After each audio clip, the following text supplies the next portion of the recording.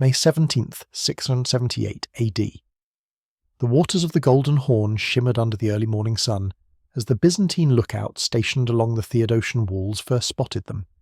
Dark silhouettes on the horizon, hundreds of them, stretching from shore to shore like a locust swarm descending upon a harvest. The Arab fleet, over 1,800 vessels strong, bearing the green banners of the Umayyad Caliphate, closing in on Constantinople with the certainty of an executioner approaching the scaffold. For 5 years the Arabs had besieged the greatest city in Christendom, strangling its supply lines, raiding its coastlines, waiting for hunger and despair to do what their armies could not. Now, in the 6th year of siege, Caliph Muawiyah had committed the full weight of his naval power to one final overwhelming assault. The plan was simple: destroy the Byzantine fleet, control the Bosphorus, starve Constantinople into submission, and claim the city that straddled 2 continents as the jewel in Islam's crown. Standing on the sea walls, Emperor Constantine IV watched the approaching armada with the cold calculation of a man who held civilization's fate in his hands. At 27 years old, he had inherited an empire in terminal decline. Persian wars had devastated the eastern provinces. Slavic tribes had overrun the Balkans. Arab armies had conquered Syria, Palestine, Egypt, and North Africa. The empire that once commanded the Mediterranean now clung to Anatolia and a few scattered territories.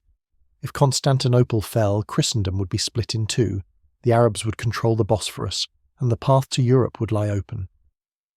But Constantine possessed something the Arabs did not expect, something no enemy had ever faced, a weapon so terrifying, so incomprehensible, that those who survived its fury would speak of it as sorcery, as divine punishment, as liquid fire from hell itself.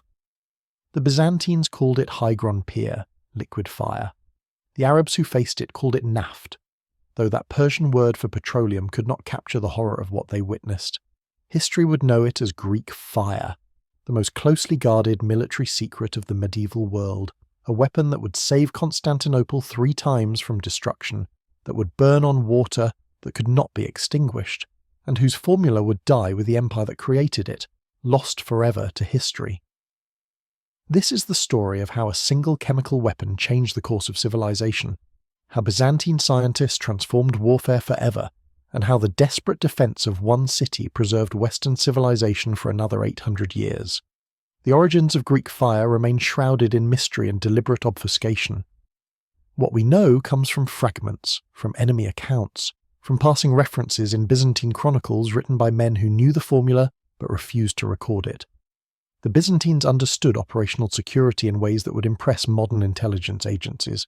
They treated Greek fire as fire, a sacred trust, a gift from God meant only for the protection of the empire.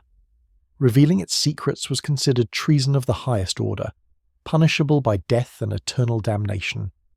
The traditional account credits Callinicos of Heliopolis, a Christian refugee from Syria who fled to Constantinople around 668 AD, bringing with him knowledge of incendiary compounds developed in the chemical workshops of the Levant. Syria had been a centre of chemical knowledge since ancient times. Heliopolis itself, modern-day Baalbek, was renowned for its craftsmen who worked with naphtha and other petroleum products. Callinicos arrived in a city desperate for any advantage against the Arab onslaught. He found an empire with deep pockets, sophisticated metallurgy, and scientists willing to perfect his initial concepts into a deployable weapon system. What Callinicos created, or more accurately, what Byzantine chemists perfected based on his initial work, was not simply an incendiary mixture. Ancient armies had used fire weapons for centuries. Greek and Roman forces employed fire arrows, incendiary pots, and burning pitch. But these conventional incendiaries had severe limitations. They could be extinguished with water. They burned slowly. They required direct contact to ignite enemy ships or fortifications. They were dangerous to handle and unreliable in deployment. Greek fire was something entirely different. It was a pressurized liquid weapon that could be projected through bronze tubes mounted on ships. It ignited on contact with air or water. It burned so intensely that water could not extinguish it. In fact, water made it worse, spreading the flames rather than suppressing them. It stuck to whatever it touched, burning through wood, sailcloth, and human flesh with equal enthusiasm. It produced thick black smoke that choked and blinded enemy crews. and it was deployed with such force that it could reach enemy ships 30 to 50 feet away, far enough to strike before the enemy could close to boarding range. The exact formula has been lost, deliberately destroyed or simply forgotten when the Byzantine Empire finally collapsed in 1453. But modern analysis combining historical accounts, chemical knowledge, and experimental archaeology has given us a reasonable understanding of what Callinicos and his successors created. The base was almost certainly petroleum distillate, probably crude oil or naphtha collected from natural seeps in the Caucasus or the Dead Sea region. But crude petroleum alone does not create the characteristics described in historical accounts. The Byzantines added quicklime, calcium oxide, which reacts violently with water, generating intense heat and causing the petroleum to spray outward when it contacts moisture. They likely included sulfur, abundant in volcanic regions around the Mediterranean, which lowers the ignition temperature and creates the choking smoke described in Arab accounts. They probably added saltpeter, potassium nitrate, which provides oxygen even underwater and makes the mixture burn hotter and faster. Some historians believe they included pine resin for adhesion, ensuring the burning mixture would stick to ships and sailors rather than simply washing off, and there is evidence they used phosphorus compounds, possibly extracted from urine through processes known to ancient chemists, which would ignite spontaneously in air. The genius was not in any single ingredient, but in the proportions, the mixing process, and most importantly, the delivery system. The Byzantines developed specialized ships called dromons, galleys equipped with bronze siphons mounted on the bow. These siphons, essentially early flamethrowers, used a pumping mechanism, probably a force pump similar to those used in fighting urban fires, to project the liquid fire under pressure. The mixture was heated before deployment, keeping it liquid and making it spray better. When it emerged from the bronze tube into the air, it ignited, creating a stream of fire that could reach enemy vessels before they understood what was happening. The psychological impact was immediate and devastating. Imagine being an Arab sailor, a veteran of campaigns that had conquered half the known world, confident in your ship, your crew, your cause. You're rowing toward the Byzantine fleet, close enough now to see individual sailors on the enemy dromons. You've fought naval battles before, you know about ramming, about boarding actions, about the chaos of ship-to-ship combat. Then you see something impossible. A bronze tube on the enemy ship's bow swivels toward your vessel. There's a sound like a dragon's roar. Accounts consistently mention the terrifying noise the weapon made. A stream of liquid fire erupts from the tube, arcing through the air, landing on your deck. The flames spread instantly, clinging to wood that should not burn so fiercely, to sailcloth that erupts like dried grass. Your companions throw water on the flames. The water makes it worse. The fire spreads across the water itself, an impossible sight that violates everything you know about the natural world. The flames are sticky. They adhere to your hands, your face, your clothes. Men dive into the sea to escape, only to find the water itself is burning. The smoke is black and choking, filling your lungs with poison. The screams are overwhelming.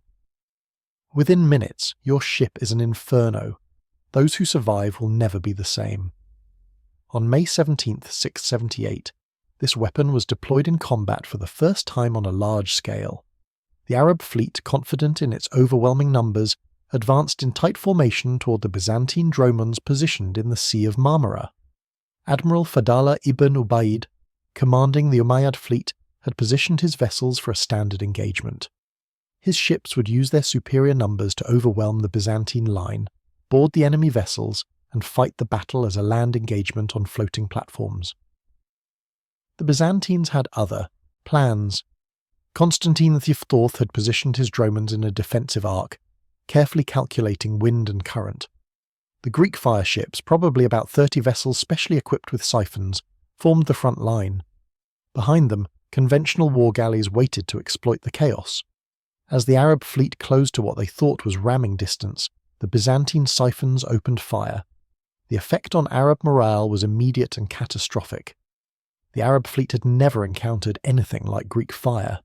Ships that moments before had been advancing in good order suddenly became floating pyres. Crews abandoned their vessels, swimming desperately for the shore. Other ships broke formation, trying to avoid the burning vessels drifting with wind and current. The Byzantine conventional galleys exploited the chaos, ramming confused and demoralized Arab ships. But it was the fire that did the real damage, both physical and psychological. Arab chroniclers writing about the battle struggled to find words. Al-Tabari, the great Islamic historian, described it as though the sea itself had caught fire. Ibn Khaldun, writing centuries later but drawing on contemporary accounts, called it a terrifying weapon against which there was no defence. The Byzantine victory on May 17th was not decisive in itself. The Arabs still held their siege positions. Their army still controlled the surrounding territory. But they had lost something more important than ships. They had lost the certainty of victory. The weapon that burned on water had introduced an element of supernatural terror into the equation. Over the following months, Byzantine dromons equipped with Greek fire systematically destroyed Arab supply ships, isolated forward positions, and made it impossible for the Umayyad fleet to operate effectively in Byzantine waters. By September 678, Caliph Muawiyah ordered a general withdrawal. A storm destroyed much of the retreating Arab fleet. Of the 800 ships that had besieged Constantinople, fewer than a third returned home. The losses in men were staggering. Estimates suggest over 30,000 Arab sailors and soldiers perished, most in the flames or drowned trying to escape them. The Byzantine victory had consequences far beyond military calculations. The Arab expansion, which had seemed unstoppable, had been checked at the gates of Europe. The Umayyad Caliphate, which had conquered vast territories in less than 50 years, had suffered its first major defeat. The Byzantine Empire, written off by contemporaries as a corpse awaiting burial, had demonstrated it still possessed the means to defend itself, and the precedent was set. Constantinople could not be taken from the sea. Not while the Byzantines possessed Greek fire. The secret of Greek fire's manufacture was concentrated in a single location, the imperial arsenal in Constantinople, specifically in workshops near the harbour of Phosphorion. Access was restricted to a handful of craftsmen sworn to secrecy under penalty of death. The formula was never written down in complete form. Instead, it was transmitted orally from master to apprentice, with different craftsmen knowing different parts of the process. One group might handle the petroleum distillation, another prepared the chemical additives, a third supervised the mixing. Only the chief artificer understood the complete process, and even he reported directly to the emperor. This compartmentalization meant that even if an enemy captured craftsmen, they could not recreate the weapon. The Byzantines reinforced secrecy with deception. They deliberately spread false information about Greek fire's composition, probably through carefully controlled leaks to enemy intelligence. Arab chemists spent fortunes trying to recreate the weapon based on these false formulas. They succeeded in creating various incendiary mixtures, some quite effective, but none replicated Greek fire's unique characteristics, particularly its ability to burn on water and its resistance to conventional extinguishing methods. The production process was complex and dangerous. Historical sources mention several explosions in the imperial workshops that killed workers. The mixing had to be done carefully, heating the components to precise temperatures in sealed vessels. The slightest error could result in premature ignition, or, worse, an explosion that would destroy the workshop and everyone in it. Once prepared, Greek fire had to be stored in sealed containers, probably lead-lined to prevent corrosion and leakage. It had a limited shelf life. Sources mention that old Greek fire became less effective, suggesting the mixture's chemistry changed over time. This meant continuous production was necessary, requiring permanent workshops and skilled craftsmen who could not be redeployed to other tasks. The delivery systems were equally sophisticated. The bronze siphons mounted on dromons were precision instruments requiring skilled metalworkers to produce. Each siphon had valves to control flow, a pumping mechanism to generate pressure, and a heating chamber to keep the mixture liquid. The siphons were mounted on swivels, allowing operators to target enemy ships with accuracy. Crews trained specifically to operate these weapons, learning to judge range, compensate for wind and ship movement, and maintain the equipment under combat conditions. The psychological aspect of Greek fire was as important as its physical effects. The Byzantines understood this and actively cultivated the weapon's supernatural reputation. Imperial propaganda emphasized that Greek fire was a divine gift, protection granted by God to the chosen people of the empire. The official church position was that revealing the secret was not just treason, but blasphemy, a sin against God who had provided this miraculous defense. Emperor Constantine IV, Porphyrogenitus, writing in the 10th century, explicitly instructed his son never to reveal the secret of Greek fire, even under torture, even to save his life because it had been revealed by an angel to the first Christian emperor and was meant only for Christians. This wasn't just superstition. It was calculated psychological warfare. If your enemy believes your weapon is literally supernatural, their morale collapses before battle even begins. The Arab expansion, temporarily checked in 678, resumed within a generation. By 717, a new caliph, Sulayman ibn Abd al-Malik, had assembled an even larger force to take Constantinople. This time, the Arabs were prepared for Greek fire. They had studied Byzantine tactics, developed countermeasures, and equipped their ships with firefighting equipment. Caliph Sulayman's brother, Maslama ibn Abd al-Malik, commanded an army of 80,000 men, the largest force ever assembled for an assault on Constantinople. Supporting them was a fleet of 1,800 ships, deliberately echoing the force from 678, but this time with crews trained to deal with incendiary weapons. The Arabs planned a coordinated land and sea assault that would overwhelm Byzantine defences through sheer weight of numbers. In Constantinople, a new emperor had just seized power. Leo III, the Isaurian, was a military commander from the eastern frontier who had fought Arabs his entire career. He understood their tactics, spoke Arabic fluently, and knew that conventional defence would not be enough. He prepared Constantinople for a siege that would dwarf all previous efforts. The Arab assault began in July 717. Maslama's army invested the land walls while the fleet moved to blockade the city from the sea. The Arabs had learned from previous failures. Their ships stayed well back from the Byzantine dromons, refusing to close within range of the Greek fire siphons. They planned to starve Constantinople into submission, using their fleet only to prevent supplies from reaching the city. Leo III countered with a strategy that combined Greek fire with intelligence operations and calculated brutality. He sent agents to contact the Arab fleet's Christian sailors, mostly Coptic Egyptians and Syrian Christians who had been pressed into service. These agents spread carefully crafted disinformation about when and where the Byzantine fleet would attack, but more importantly, they offered these Christian crews a choice: defect to the Byzantine side with their ships and knowledge of Arab dispositions, or face Greek fire with no quarter given. On September 3rd, 717, the strategy paid off. A squadron of Arab supply ships, crews convinced by Byzantine agents that their only chance of survival was defection, sailed directly to the Byzantine fleet and surrendered. They brought detailed intelligence about Arab fleet positions, supply schedules, and most critically, information about which Arab ships carried the expedition's food reserves. That night, Byzantine dromons equipped with Greek fire launched a surprise attack on the Arab fleet's anchorage. The defectors had provided exact positions of the supply vessels. The Byzantine ships, guided by men who knew every current and sandbar in these waters, approached silently under oars. The Greek fire attack began at dawn. The Arab lookout's first warning was the distinctive roar of the siphons igniting. Streams of liquid fire arced through the morning air, landing on ships loaded with grain, dried meat, and other provisions meant to sustain the Arab army through the winter. The flames spread rapidly. Ships anchored close together for mutual protection became death traps. Crews had no time to cut anchor cables before the fire reached them. Those who jumped into the water found it burning around them. The Byzantines had calculated the tides perfectly. Burning ships drifted into others, spreading the conflagration throughout the anchorage. By noon, over 400 Arab vessels had been destroyed or captured.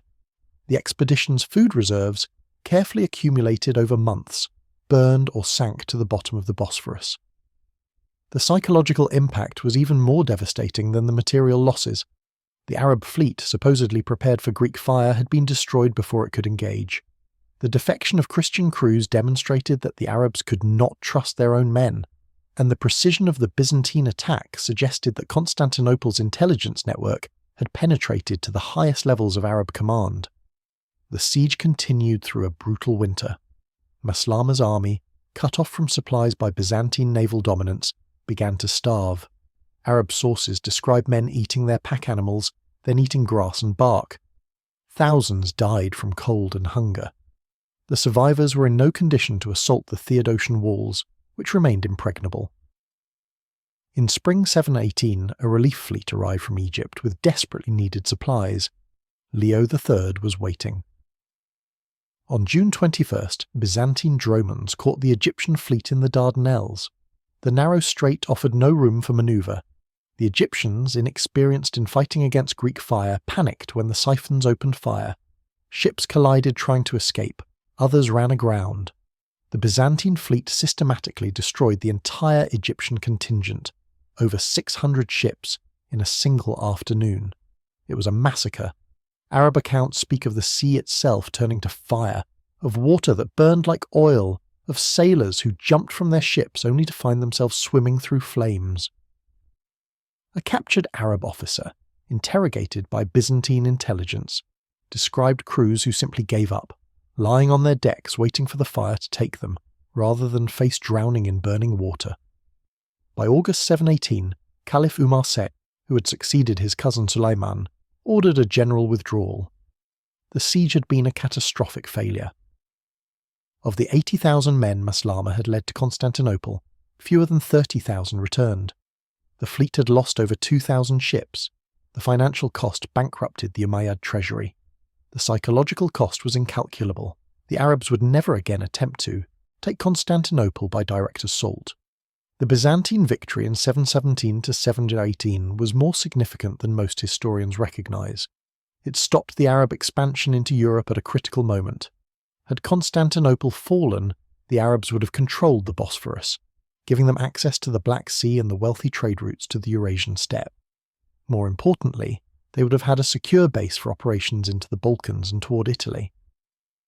The subsequent history of Europe would have been fundamentally different. The Frankish victory at Tours in 732, often credited with stopping Arab expansion into Europe, was actually far less significant. Charles Martel defeated a raiding party, not an army of conquest. The real barrier to Arab expansion was Constantinople, defended by the Theodosian walls and Greek fire. The weapon's reputation grew with each victory. By the mid-8th century, Greek fire had achieved mythological status. Arab poets wrote of the liquid fire that could not be quenched, that burned on water, that marked Constantinople as protected by supernatural forces. This reputation had practical military value. Merely displaying the bronze siphons on Byzantine ships was often enough to convince enemy fleets to withdraw without engaging. But the Byzantines did not rest on reputation alone. They continuously refined Greek fire's formula and delivery systems. By the 9th century, Byzantine chemists had developed variants optimized for different situations. There was a standard naval version for ship-mounted siphons, a more viscous formula that could be packaged in ceramic grenades and thrown by hand, used in defending walls during sieges, a lighter version that could be used in smaller tubes, allowing individual soldiers to operate personal flamethrowers, and experimental versions that reportedly could burn underwater, though the mechanics of this remain mysterious. The manufacturing expertise spread slightly beyond Constantinople, though always under strict imperial control. Major naval bases at Thessaloniki and Trebizond received facilities for Greek fire production, though these operated under supervisors sent from the capital, who ensured the complete formula remained centralized. This decentralization was necessary because Greek fire had a limited shelf life. Ships could not carry the mixture for extended campaigns. They needed to refill at secure bases, which required local production capability. But the Byzantines never forgot the strategic importance of secrecy. When Emperor Romanos I Lycopainos learned in 941 that a disgruntled artificer had offered to sell the Greek fire formula to the Kievan Rus, he had the man's entire family executed and then sent assassins to ensure the information died with the traitor. The emperor's official statement declared that some secrets are worth any price to protect. The Rus threat of 941 demonstrated both Greek fire's continued effectiveness and the Byzantine determination to preserve its monopoly. Prince Igor of Kiev, ruling the Kievan Rus state based in modern Ukraine, assembled a fleet of 1,000 ships to attack Constantinople. The Rus were fierce warriors who had raided Byzantine territories for decades, but they had never encountered Greek fire in large-scale naval combat. On June 11, 941, the Rus fleet entered the Bosphorus. The Byzantines had been tracking their approach for weeks. using their intelligence network along the Black Sea coast. Emperor Romanos had concentrated every available droman in the capital, perhaps 50 ships equipped with siphons, a small force compared to Igor's massive fleet. The Byzantines let the Rus advance deep into the Bosphorus before attacking. The narrow waters made it impossible for the Rus to use their numerical advantage. When the Greek fire siphons opened, the effect was catastrophic. The Rus ships were traditional Nordic longboats, clinker-built with overlapping planks sealed with tar. The tar made them particularly vulnerable to fire. Once ignited, these ships burned with incredible intensity. The Rus had no experience with incendiary naval warfare. Their reaction was exactly what the Byzantines predicted. Panic. Ships collided trying to escape. Others ran aground. Rus warriors, famed for their fearlessness in battle, threw themselves into the water wearing full armour, drowning rather than face the flames. A contemporary account by Liutprand of Cremona, who interviewed survivors, describes Rus warriors who had survived the battle speaking of Greek fire as sorcery, as a weapon that could not be fought by mortal men. They claim the Byzantines had captured lightning itself and bound it in bronze tubes.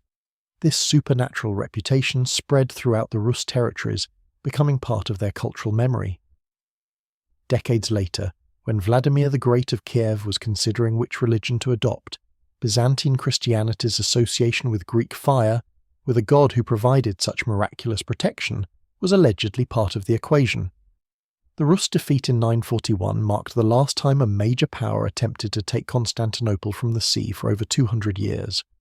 Greek fire had established complete Byzantine naval dominance in the waters around the capital, but the weapon's strategic value extended far beyond defeating invasions. It was a cornerstone of Byzantine diplomatic power. The Byzantines used the threat of Greek fire to extract favourable treaties from potential enemies. Arab caliphs paid tribute to ensure Byzantine neutrality. Rus princes accepted client status rather than face the liquid fire.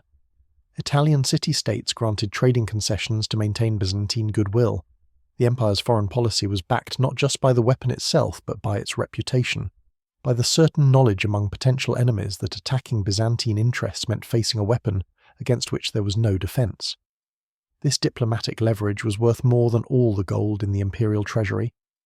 It allowed a declining empire, territorially reduced and economically weakened, to maintain disproportionate influence over Mediterranean affairs. However, Greek fire's very success created a strategic trap. The Byzantines became psychologically dependent on the weapon. Military planning assumed Greek fire would always be available, that its formula would never be compromised, that the weapon's effectiveness would never diminish. This assumption bred complacency in other areas of military development. By the 11th century, the Byzantine Empire faced new threats for which Greek fire was less effective. The Seljuk Turks invaded from the east, attacking overland where naval weapons were irrelevant. The Normans arrived in southern Italy, establishing bases beyond Greek fire's effective range. The Venetians and Genoese, former Byzantine clients, developed their own naval capabilities and showed less fear of the legendary weapon. More critically, the empire's territorial decline meant losing access to the raw materials Greek fire required. The petroleum sources in the Caucasus fell to Turkish control. The sulfur mines in Asia Minor were overrun. The naval bases where Greek fire was produced came under threat. By the late 11th century, Greek fire production was concentrated almost entirely in Constantinople, making the weapons system vulnerable to any disruption of the capital's industrial base. The Fourth Crusade of 1204 delivered a blow from which Greek fire never recovered. When Venetian and French crusaders sacked Constantinople, destroying much of the city's industrial infrastructure, the Greek fire production facilities were deliberately targeted. The Venetians, who had suffered from Byzantine Greek fire attacks in past conflicts, were determined to eliminate the weapon that had challenged their naval supremacy. The workshops at Phosphorion were burned, the artificers were killed or scattered. Most critically, the continuity of knowledge transmission was broken. When the Byzantines recaptured Constantinople in 1261, they attempted to rebuild Greek fire production. Some limited success was achieved. Sources mention Greek fire being used in isolated engagements through the late 13th century. But the formula was never fully recovered. The oral tradition, maintained for 600 years through master-to-apprentice transmission, had been severed. Written fragments existed, but they were incomplete, probably deliberately so. Byzantine chemists could create incendiary mixtures, but they could not recreate the unique characteristics that made Greek fire superior. The burning on water, the resistance to extinguishing, the psychological terror, these qualities gradually faded as the formula degraded through incomplete transmission. By the early 14th century, Greek fire had effectively disappeared from Byzantine arsenals. When the Ottomans besieged Constantinople in 1453, the defenders had no liquid fire to protect their city. Mehmed II's fleet controlled the Bosphorus without facing the weapon that had destroyed Arab and Rus fleets centuries earlier. The secret that had been guarded for 800 years died with the empire it had protected. Modern attempts to recreate Greek fire have produced various theories but no definitive answer. Chemical analysis is complicated by the fact that we're working from incomplete descriptions, often in translation, written by observers who didn't understand the underlying chemistry. We know Greek fire contained petroleum distillates. This is confirmed by multiple sources and is chemically consistent with the described effects. We know it included quicklime. Arab sources specifically mention that water made the flames worse, which is exactly what quicklime does when it contacts moisture. We know it included sulfur. The black smoke described in all accounts is characteristic of sulfur combustion. Beyond these core components, everything becomes speculation. Did it include saltpeter? Probably, as this would explain the intense burning and the oxygen supply, but saltpeter was not widely available in the medieval Mediterranean, making large-scale production problematic. Did it include phosphorus? Possibly, though extracting phosphorus using medieval techniques would have been extremely difficult. Some historians suggest phosphorus compounds from animal sources, which would explain spontaneous ignition, but creates other chemical problems. Did it include pine resin? This makes sense for adhesion, and is frequently mentioned in partial formulas, but resin alone doesn't explain the extreme effects described. The delivery system is easier to understand. Modern reconstructions of Byzantine siphons, based on archaeological evidence and contemporary descriptions, demonstrate that a force pump could indeed project burning liquid 30 to 50 feet. The key was maintaining pressure while keeping the mixture hot enough to spray effectively, but not so hot it ignited prematurely. The bronze tube served multiple purposes. Bronze doesn't corrode from most petroleum compounds. It conducts heat well, helping keep the mixture liquid, and it was strong enough to contain the pressures generated by the pumping system. The heating chamber, mentioned in several sources, probably used the ship's galley fires to warm the Greek fire before deployment, ensuring proper viscosity. Several modern attempts have produced mixtures that approximate some of Greek fire's characteristics. In 2002, a team led by historian John Haldon created a mixture based on the best available evidence and tested it using a reconstructed Byzantine siphon.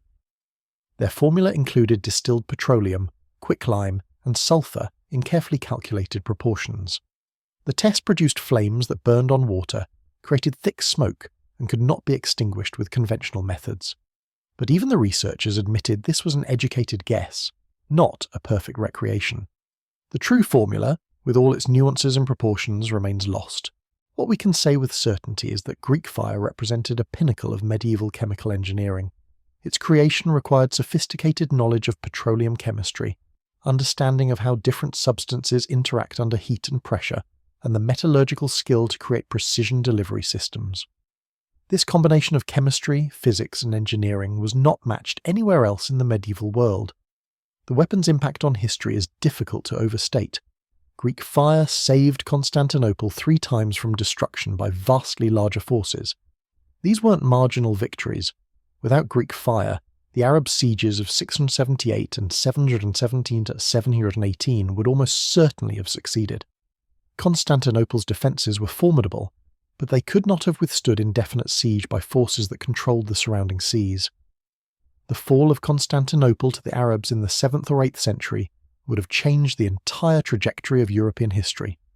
The Byzantine Empire served as a buffer between the Islamic world and Europe for 800 years. It preserved Greek and Roman learning, transmitting it eventually to Western Europe, where it sparked the Renaissance. It maintained trade routes that connected Europe to Asia. It provided military support to European kingdoms facing Muslim expansion. Without Byzantium, medieval Europe would have been isolated, poorer, and more vulnerable. Greek fire made this possible. One weapon, based on one closely guarded formula, protected the hinge of civilizations. Beyond its immediate military effects, Greek fire influenced the development of chemistry and warfare for centuries. The weapon demonstrated that chemistry could be a decisive military advantage. This lesson was not lost on subsequent civilizations. Arab chemists denied Greek fire's formula, developed their own incendiary weapons. These early experiments with petroleum-based weapons, sulfur compounds, and delivery systems laid groundwork for later developments in chemistry.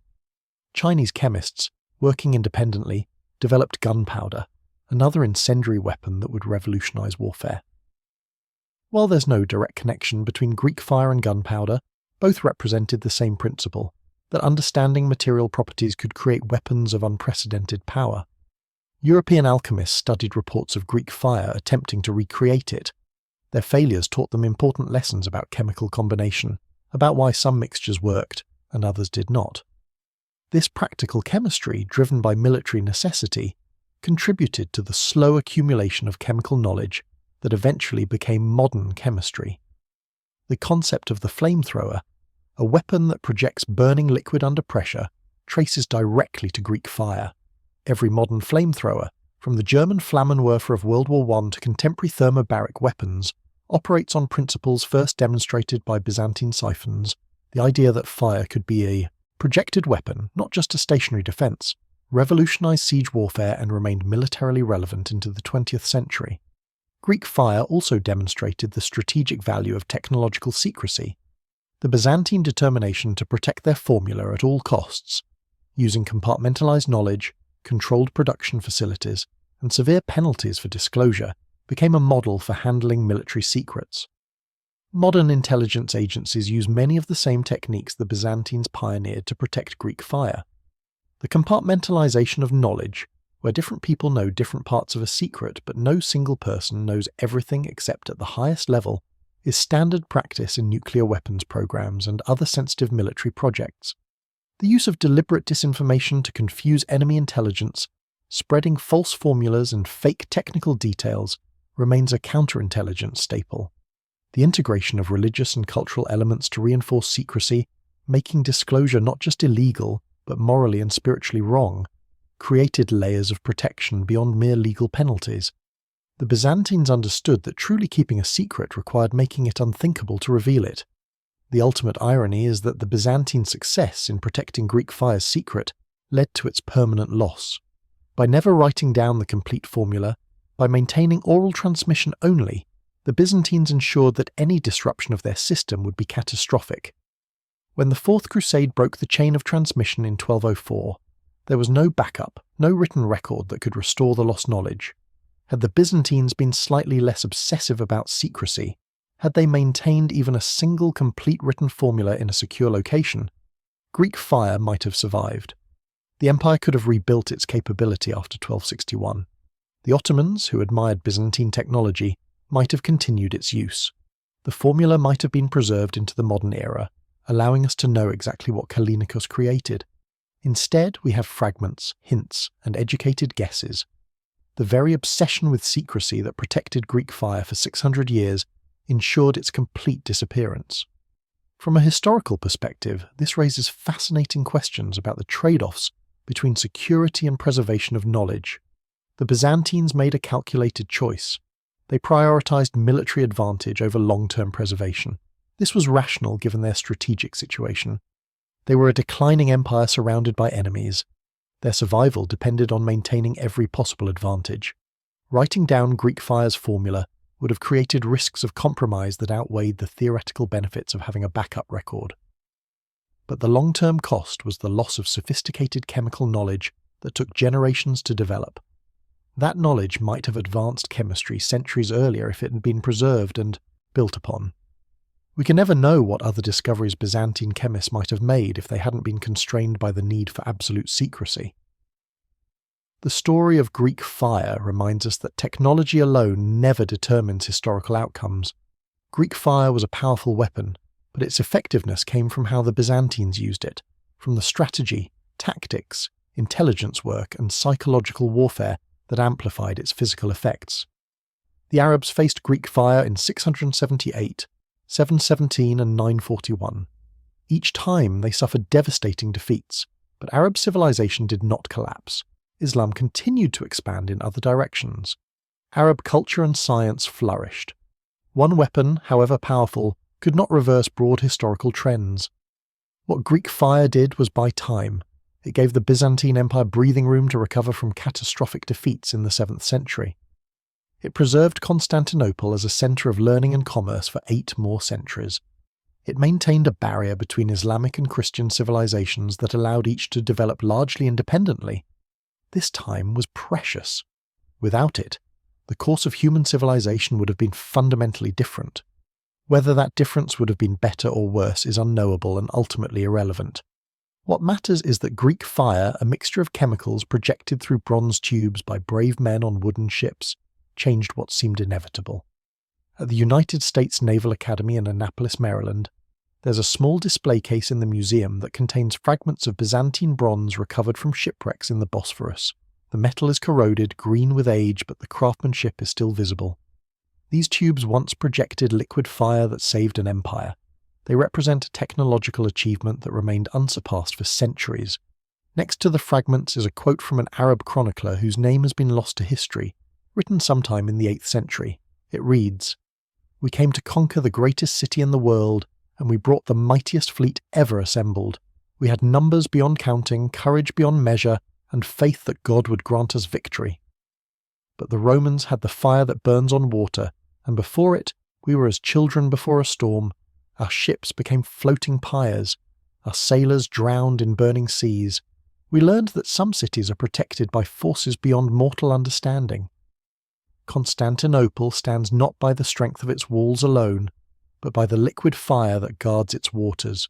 May God protect us from ever facing it again." The psychological wounds Greek fire inflicted on Arab military culture ran deep. For generations, Arab naval commanders approached Byzantine waters with extreme caution. Even when the Byzantines no longer possessed the weapon in significant quantities, the memory remained. This fear became strategically valuable in itself.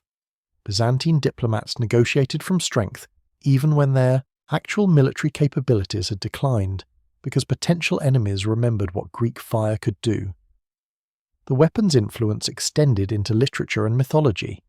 Medieval romances frequently featured Greek fire as a magical weapon, gift of wizards, or divine intervention. Arab fantasy literature incorporated the liquid fire into tales of jinn and sorcerers. The historical reality became legend, and the legend reinforced the historical fear. When Marco Polo travelled through the Middle East in the 13th century, he recorded stories about Greek fire told by people who had never seen it, who lived centuries after its peak deployment, but who still spoke of it with reverence and terror. The scientific legacy deserves particular attention. Byzantine chemists working on Greek fire developed sophisticated understanding of petroleum chemistry centuries before Western Europe began serious study of the subject. They knew how to distill crude oil into different fractions, separating lighter, more volatile components from heavier ones. They understood that different petroleum sources produced different results, and they developed quality control methods to ensure consistency. They knew how to stabilize volatile mixtures for storage and transport, and they understood the relationship between temperature, pressure, and combustion in ways that would not be formally studied in Europe until the Renaissance. This knowledge was not entirely lost when Greek fire disappeared. Some of it survived in fragmentary form, preserved in Arab alchemical texts that drew on Byzantine sources. When European scientists began studying chemistry seriously in the 16th and 17th centuries, they built on foundations that included Byzantine contributions, though often without recognizing the source. The connection between Byzantine chemists working on Greek fire in the 8th century and European chemists studying combustion in the 17th century is indirect and complex, but it exists. The metallurgical achievements required for Greek fire are equally impressive. Creating bronze siphons that could withstand the heat and pressure of projecting burning liquids required advanced understanding of alloy composition and casting techniques. The siphons had to be precisely bored to ensure even flow. The valves needed to seal perfectly to prevent leakage but open smoothly under pressure. The mounting mechanisms had to allow the siphon to swivel while maintaining stability during discharge. These were precision instruments manufactured in an era when most metalwork was relatively crude. Archaeological evidence from Byzantine shipwrecks has revealed fragments of these siphons. The bronze alloy used was specifically formulated for high heat resistance, with higher tin content than typical Byzantine bronze work. The internal surfaces show evidence of careful polishing to reduce friction and improve flow characteristics. The mounting brackets demonstrate sophisticated understanding of mechanical stress distribution. These were not crude weapons hastily assembled. They were engineered systems representing the pinnacle of medieval military technology. The training required to operate Greek fire effectively was extensive. Siphon operators needed to understand their weapons' capabilities and limitations intimately. They had to judge distances accurately, compensate for ship movement and wind, and coordinate with the ship's crew to position the vessel properly. The timing was critical. Fire too early, and you waste precious Greek fire on empty water. Fire too late, and the enemy might board you before you can deploy. The best operators developed an instinct for the perfect moment, the geometry of intersecting courses that put the enemy in range at the optimum angle. The Byzantines established specialized training facilities for siphon crews. These sailors formed an elite within the navy, receiving higher pay and special privileges. Their status was similar to modern nuclear weapons specialists, technicians entrusted with the Empire's most powerful and secret weapons. The training included not just operating the siphons, but also understanding the chemistry enough to recognize when the mixture was properly prepared, when it had degraded, and how to handle it safely. Accidents were common. Greek fire could ignite accidentally, and when it did aboard a wooden ship loaded with additional barrels of the mixture, the results were catastrophic. Contemporary accounts mention several instances of Byzantine ships destroyed by their own Greek fire. In 821, during a civil war between rival claimants to the imperial throne, a droman equipped with Greek fire siphons caught fire in harbour, destroying itself and 3 neighbouring ships. The investigation revealed that poorly maintained seals had allowed the mixture to leak into the bilge, where it ignited spontaneously. The entire siphon crew perished, and with them died specialized knowledge that took years to recreate. These accidents highlight an often overlooked aspect of Greek fire. It was as dangerous to the Byzantines as to their enemies. The mixture was unstable, toxic, and required constant careful handling. Sailors working near Greek fire storage areas suffered from chronic exposure to petroleum fumes. The mortality rate among siphon operators was high, not from combat but from industrial accidents and long-term chemical exposure. The Byzantines accepted these costs because the strategic value justified them, but the human price of maintaining Greek fire capability was substantial. The economic cost was equally significant. Greek fire required rare and expensive raw materials imported from distant regions. The petroleum came primarily from the Caucasus, transported by camel caravan and then by ship, a journey of hundreds of miles through often hostile territory. The Byzantine government paid premium prices to ensure supply, and even small disruptions could create shortages. When the Khazars controlled the northern Caucasus, they extracted favourable trade terms by threatening to cut off petroleum supplies. The Byzantines, dependent on this resource for their most important weapon, had no choice but to comply. Sulphur supplies were slightly more secure, mined in Byzantine-controlled territories in Asia Minor and Sicily. But mining sulphur was dangerous work, and the refinement process required specialized knowledge. The Byzantine government maintained monopoly control over sulphur production, not just for Greek fire but to prevent enemies from accessing this critical component. Quicklime production was straightforward, as limestone was abundant throughout Byzantine territories. But the calcination process to convert limestone into quicklime required substantial fuel, adding to the overall cost. The total economic burden of maintaining Greek fire capability was substantial. Estimates based on fragmentary financial records suggest that Greek fire production, including raw material acquisition, manufacture, storage, and deployment, consumed approximately 5 to 10% of the Byzantine naval budget at the weapon's peak. For a military budget already stretched by wars on multiple fronts, this was a significant investment. But emperors consistently prioritized Greek fire funding because they understood its strategic irreplaceability. The weapon's tactical limitations became more apparent over time. Greek fire was effective primarily in naval warfare, particularly in confined waters where enemy ships could not easily avoid the siphon's limited range. In open sea battles where enemies could maneuver freely, Greek fire was less decisive. The siphons had maximum effective range of about 50 feet, closer to 30 feet for reliable accuracy. Against enemies who understood this limitation and could maintain distance, Greek fireships had to close to dangerous proximity, exposing themselves to arrows, javelins, and boarding attempts. Weather significantly affected Greek fire's effectiveness. Strong winds could blow the flames back toward the Byzantine ships, a catastrophic failure that occasionally occurred. Rain reduced the mixture's effectiveness by cooling it and potentially interfering with ignition. Rough seas made accurate aiming nearly impossible and increased the risk of accidental spillage. Byzantine naval commanders learned to choose their moments carefully, attacking when conditions favoured their weapon.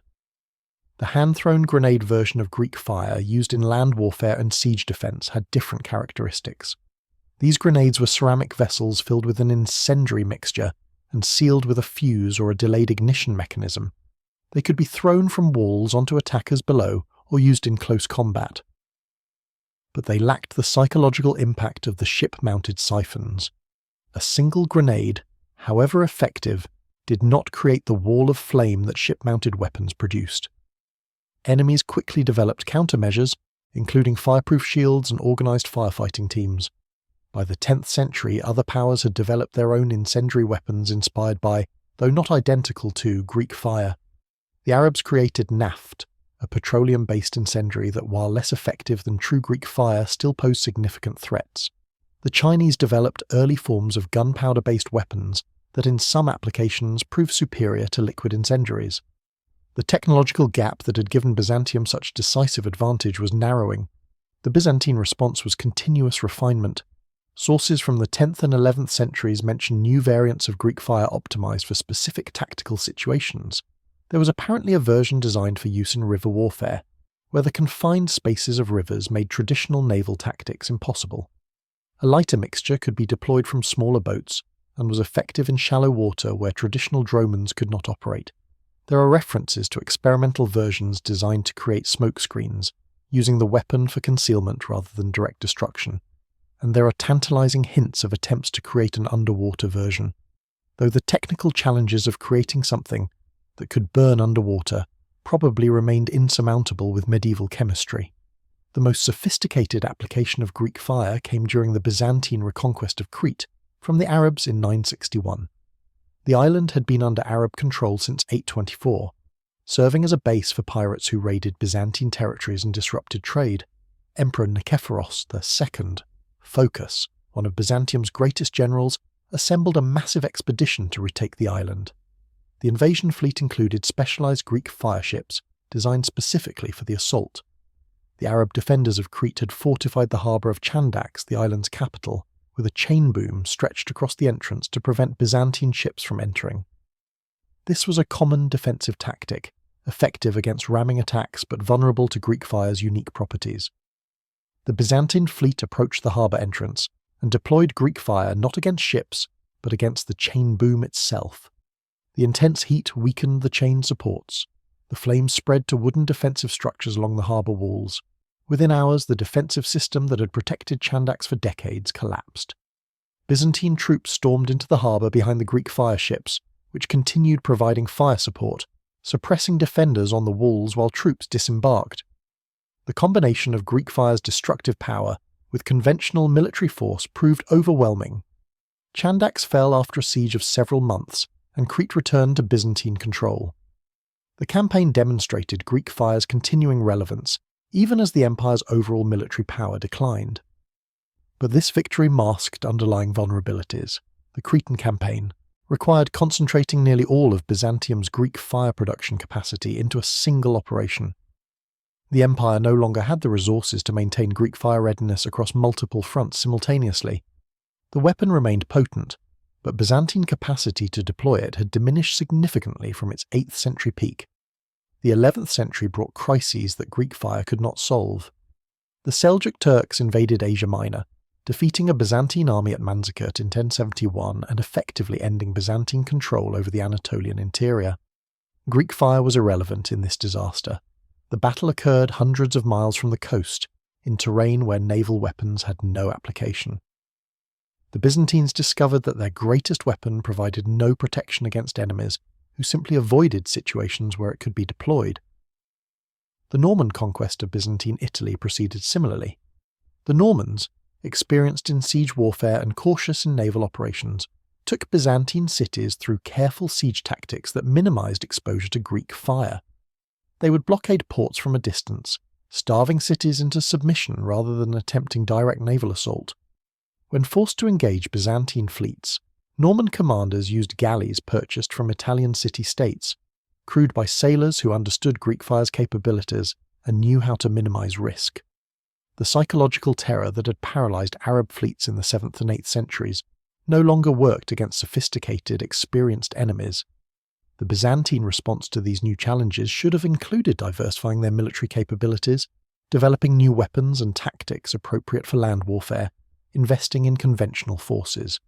Instead, there's evidence of increasing fixation on Greek fire as a solution to problems it could not address.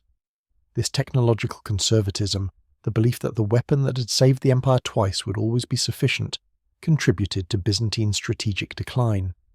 When the Fourth Crusade approached Constantinople in 1204, the Byzantines still possessed Greek fire, though in reduced quantities. Emperor Alexios V Ducas attempted to use it against the Crusader fleet, but the Venetians, who had long experience with Byzantine naval tactics, had prepared countermeasures. They equipped their ships with fire-resistant hides soaked in vinegar, positioned their vessels to maximize dispersion in case of fire attack, and trained crews in organized firefighting responses. When Greek fire was deployed during the naval battles in the Golden Horn, it proved less devastating than in previous centuries. The Crusaders lost ships, but they were not paralyzed by fear. They adapted, persisted, and ultimately prevailed. The sack of Constantinople that followed was particularly thorough in destroying Greek fire capabilities. The Venetians, having suffered from Byzantine naval power for centuries, wanted to ensure that Constantinople would never again challenge their maritime supremacy. The workshops were burned, the artificers were killed or fled, and the institutional knowledge accumulated over 500 years was scattered. When Michael VIII Palaiologos recaptured Constantinople in 1261, he attempted to rebuild what had been lost. But the chain of transmission was broken. The Byzantine chemists of the late 13th and 14th centuries could produce incendiary mixtures. They had access to fragmentary written sources and oral traditions passed down through families of artificers. But they could not recreate the complete formula.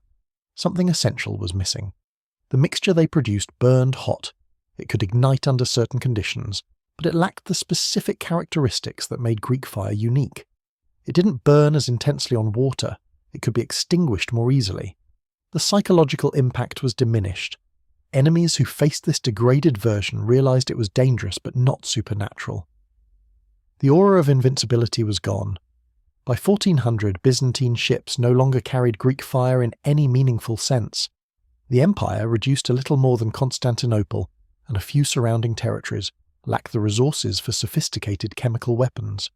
The Ottoman Turks, who would ultimately conquer Constantinople in 1453, developed their own incendiary weapons based on gunpowder, a technology far more accessible and ultimately more transformative than Greek fire had ever been. When Mehmed II's fleet forced its way through the Golden Horn, no liquid fire erupted from the walls to stop them.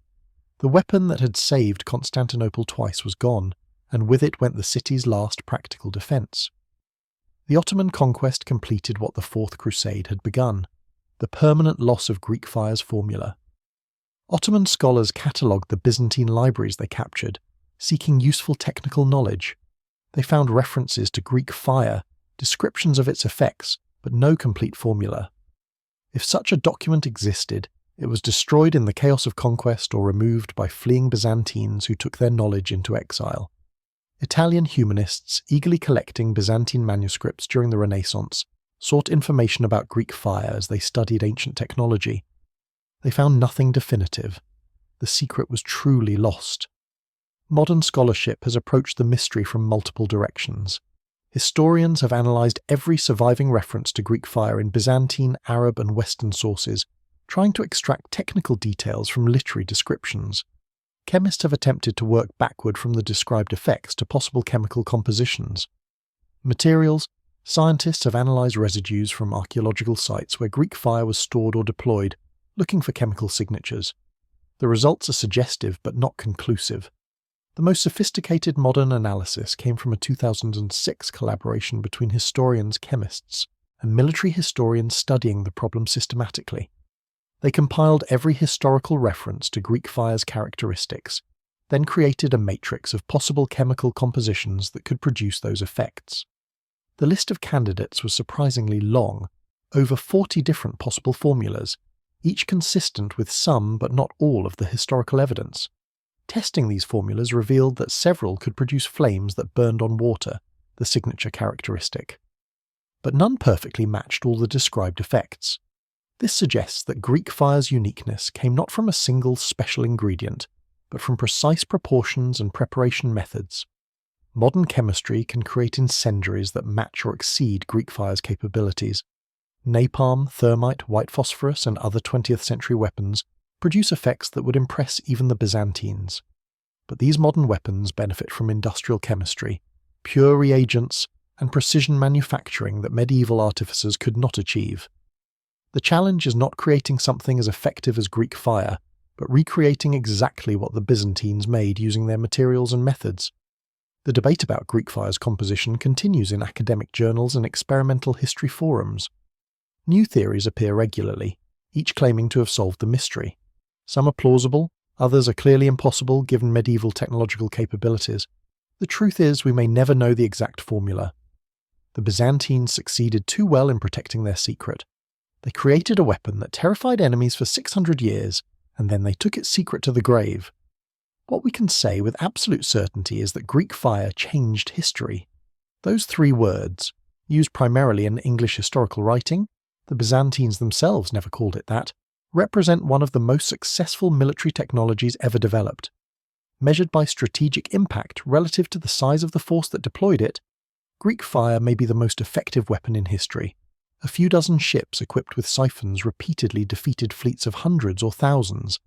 A few barrels of carefully mixed chemicals saved an empire and preserved a civilization. The broader lesson concerns the relationship between technology and power. The Byzantine Empire in the 7th century was militarily inferior to the Arab Caliphate in almost every measurable way.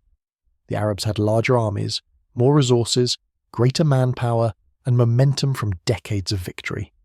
By conventional calculation, Constantinople should have fallen. But one technological advantage, jealously guarded and skillfully employed, reversed what seemed inevitable. Technology multiplied Byzantine power to compensate for numerical and territorial inferiority. However, the Greek fire story also demonstrates technology's limitations. The weapon saved Constantinople from naval assault, but could not prevent the loss of Syria, Egypt, and North Africa to Arab armies. It had no application in the land wars that cost the empire 2/3 of its territory. Technological advantage in one domain does not guarantee overall success. Comprehensive military power requires balanced capabilities across all operational environments.